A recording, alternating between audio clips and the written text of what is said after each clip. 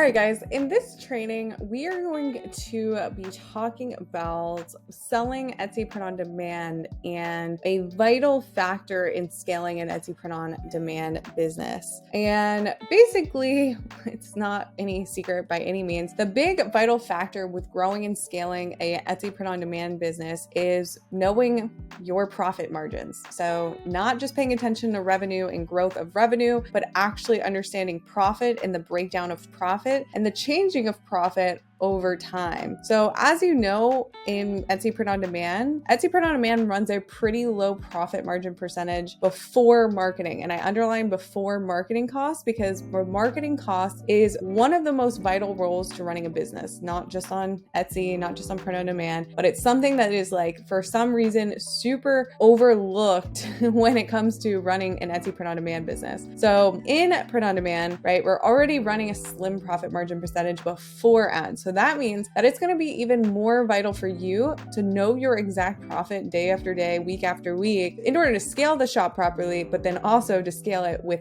ads on profitably. So the reason I put so much emphasis on your Etsy ads with print on demand is because, again, the nature of print on demand is low margin, and that ad cost could quickly eat your profit. So it can make or break an e-commerce shop. And I put e-commerce shop there because I'm not just talking about on Etsy, but honestly, off Etsy, Shopify, anything, like your ad spend can quickly kill the profit on a shop. And sometimes it's okay to not be profitable with your shop in the beginning because you need to break even to gain momentum, right? Get customers, get reviews. So sometimes it's okay. But in the long term, right, when we're a year or 2 year into your business, right, we don't really want to be breaking even. We want to be making money, or you want to be making a profit. And because marketing can be such a big variable expense, it's very important to keep tabs on your actual, profit. So who should invest in Etsy ads? Now, a lot of different people have different opinions about Etsy ads, but we're also going to talk about the solution to this problem. I'm not just going to be talking about Etsy ads the whole time. And in reality, I could give you a 3-hour training on Etsy ads, which I have a full free Etsy ads playlist in my channel. So cue that playlist next. If you don't get everything you need, I promise you, your answer to any of your questions are in my playlist somewhere. But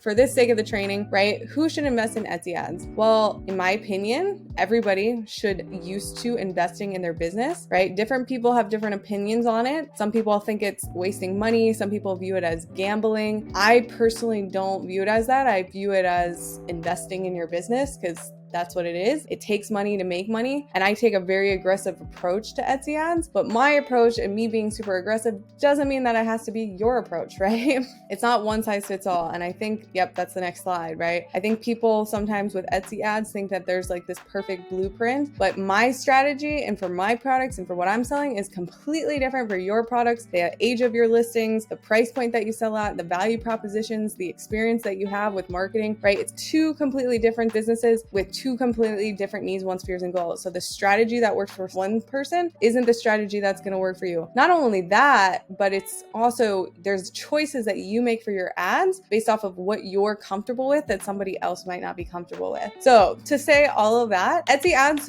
I believe, are for everybody. The aggressiveness of how hard you want to go with Etsy ads and how much you want to invest, that is up to you. If it's $1 a day to $5 a day to $500 a day to $1,000 a day, that's up to you and what you're comfortable with spending in order to get the data you need. There's pluses and minuses to doing both. Me, I personally like to spend fast, to rip the Band-Aid off fast, to get the data I need to make higher level decisions to scale faster. If that's uncomfortable for you or the budget is low and you don't have a lot of cash flow to invest, then you can take the approach of only putting on listings with ads that for the listings that take off and do it the organic route. Now, with that being said, one thing to note with Etsy ads and the importance of Etsy ads is that when you're third-party selling, right? Etsy is a third-party selling platform. We don't own Etsy, right? You're playing in somebody else's sandbox. And the reason I push Etsy ads so much is because I also come from a media buying background. So I extensively understand what these platforms want. And what they want is to not only make money off of you every time you get a sale, but they also want to make sure that your listings are top notch and you have the highest average order value compared to everyone else, the best CTRs, the best imagery, and the best products. But they also somewhere in that, when they're judging you, are going to be judging you on what you're willing to bid for your listing in Etsy ads. So in the long term, can you run a store? Can you maybe even get your print-on-demand store to 6 figures without running Etsy ads? The answer is yes, but I can promise you, if you're competing against a guy that has very similar products to you with his Etsy ads on, not only is he clearing probably 30 to 50% more profit than you, but he just built a moat around his business that is going to protect him as the competition continues to rise. So it's not that you can't make sales without Etsy ads. It's not what I'm saying. I'm not saying that you can't be successful without Etsy ads. What I'm saying is that it's a very short-sighted approach to business if you intend on running your business for many years to come. Because the nature of anything that offers media buying is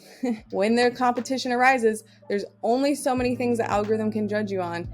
And if you say that I'm only willing to spend $1 a day and your competitor, Steve, down the road says that he's willing to spend $1,000, right? Who's going to get the click?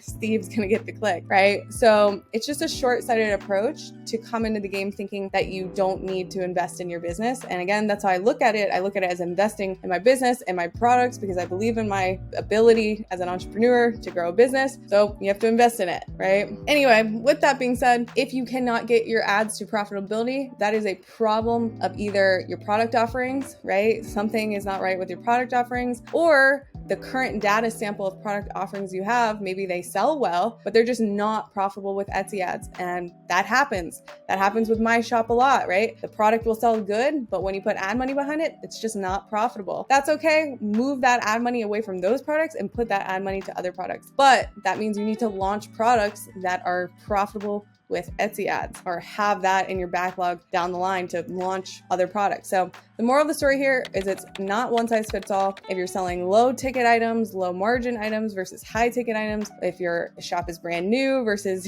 your shop being 5 years old, right? These are different. All these variables play into how you're going to run your Etsy ads and what thresholds you're comfortable with when it comes to spending money. But the point is that they are for everyone. Now, when you're in these low margin spaces, like we mentioned before, it's even more crucial for you to be trailing your profits over time, but not just your profits on your top line, but also the profits on each product. So now we're gonna jump into a different screen here, and I'm gonna share with you how you can actually do this on a really, really high in-depth level. So this is the inside of a ProfitTree dashboard, and this is the first ever real-time profit tracking solution for Etsy merchants. So if you're selling with Etsy, Printify, or Printful, you can easily come into the integrations tab and integrate with either of these print providers, and then you can automatically begin tracking your real-time profit. So in this account, this is a test account here. We're just going to show you some really cool metrics that ProfitTree shares with you. So obviously you have your net sales down here. You have all of the cost of goods sold. So every cost associated with every sale that you got, your operating expenses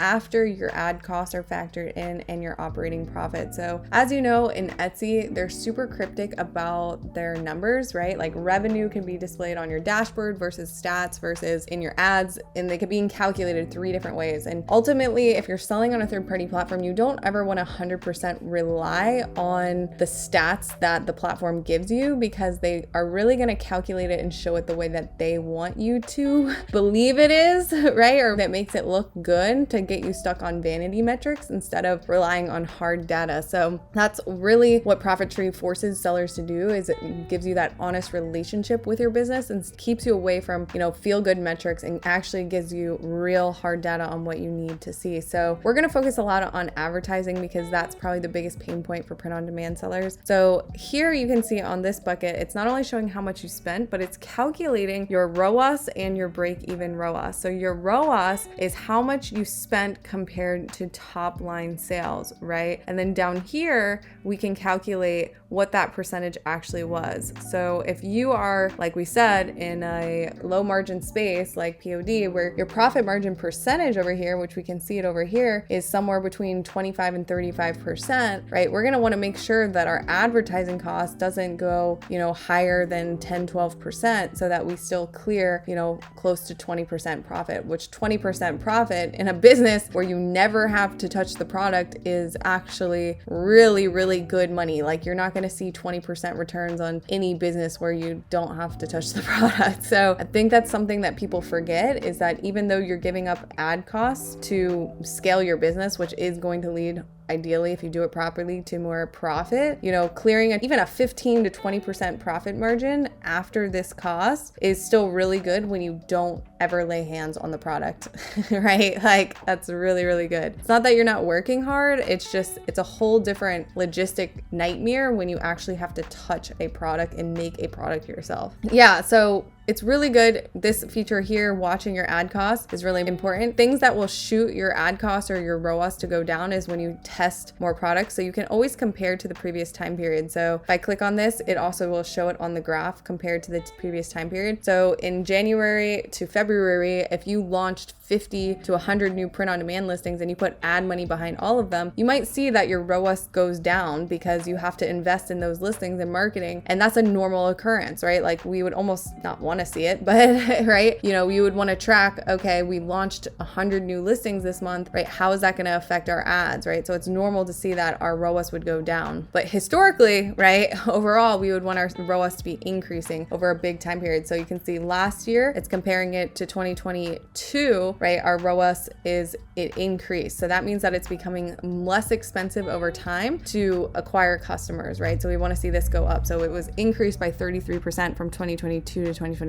So that's a healthy increase in ROAS from one year to the next. Now, break even ROAS, and what this is calculating, and this is calculated by your product cost, is your break even ROAS. So this is telling you, based off your own cost with fees and everything, right? This break even point is 1.84, which means when I'm running my Etsy ads, right, anything under 1.84 here means I'm not making money on the ad level. Now, Etsy ads and the way they give you Etsy ad stats is super cryptic, because they're not going to tell you that this revenue, on this ad is actually including sales if they purchased off other listings, right? So this is a listing and it makes it look like this revenue is coming from just this listing, but it's actually not. They're also not telling you that this spend is only including spend on on-site ads. So this spend is not including money that you spend if you're running offsite ads, right? So it's super cryptic, but regardless, what we would want to know is that the ROAS is staying above 1.8 on at least the ad level, right? Now, that is not to the extent of what I turn things on or off if it's not hitting my break even point. Moreover, right, this ROAS here is showing you as a collective average of all of your products what your break even ROAS is here. But when you go to the listing reports in here, we actually come in here and we calculate break even ROAS on a listing level as well. So different listings have slightly different costs. They're going to have slightly different break-even ROASes, right? So if this is 2 right here, and that is, this top listing here, right? We want this to be 2 versus, say, this one is 1.84. So we are calculating it not only on a whole shop level, but we're also calculating it on a per listing level. And then you also have your operating profit here. So we really want to see what your operating profit was less what you spent, right? And that's how we want to decide, what we spent versus top line profit, or top line sales or top line profit, depending on how aggressive you want to be. Some people like to compare spend to top line sales to pull out that percentage. Some people like to compare spend to actual profit, which is what we're showing you here is your operating profit, right? So you can't get this stat anywhere. Now, sadly, there is nowhere for you to see how much you spent on offsite ads per product anywhere in your Etsy account. Actually, it's not possible. So the best we can do here is show you spend from on-site ads. And yeah, sadly, here's off-site ads. They show you what you spent in off-site ads as a total, but they will not show you a collective on your actual listing. So that's really sad. But the moral of the story here is that you would want to be making sure as you're spending money on your ads that your ad cost is, when you first launch, maybe okay to break even, but eventually you would want to see that your ad cost is getting down to, 10%, 8% month over month. So then basically, you're clearing a good profit, whatever that is for you, 15, 20%, whatever you're trying to clear. Maybe you're even more strict and you want to clear 25%. That means you're going to only have listings on for products that are really making you the biggest return in ROAS. Now, other cool things about this, we know that the nature of Etsy is split testing everything. So we like to duplicate listings. So if we duplicate a listing, right, we also have a product report report here where we can see on this SKU, right? This SKU exists in 5 other listings. We can actually sort this by the most profitable and see on which listing this is making me the actual most money, right? And so what this is doing, this is saying $1,100 in sales, right? But this $1,100 is coming from 5 different listings where this listing exists. And that's a really cool feature to see how the actual SKU itself is performing in comparison to just on the listing level. Now, take it a step further on the listing level, right? We can come into a listing and we can see what unique variation option is again selling the most. So we can see the breakdown of a listing, but we also can see the breakdown of a product if the product is duplicated many times. So on the listing level, right, we can come in here and we can see that, you know, we have 6 variation options, but this is the variation option here that's actually making me the most operating profit by quite a lot, actually, by $700 here, $800 here. So we would know that since this unique variation option is doing the best, we want to focus on this type of variation option for our main image or for the future renditions of products to launch. Now, there's a lot of other cool features coming with ProfitTree, but I just really wanted to put emphasis on being able to track your profit because, again, when it comes to your Etsy ads, this is what you need to be paying attention to, you know, in cohorts of what actual listings are spending your money. And again, there is not one size fits all. I have way more in-depth Etsy ads training in my YouTube channel, so make sure you cue that whole video next, right? So you can see real case studies of if you're selling low ticket, what you should do, when you would turn or turn off listings, all the different ways to analyze your Etsy ads, right? You know, like I said, in that one case scenario, some people like to compare spend versus this, which I think this is absolutely horrible to compare it to. Okay, I like to compare spend to top line sales. Some people like to compare spend to profit, right? So on the listing level, right, we can see the operating profit, right? So what's that ratio, right? And what time period? And it's just picking what thresholds you like to look at that makes sense for you. But overall, guys, thank you so much for checking us out. And yeah, make sure you comment any of your questions down below.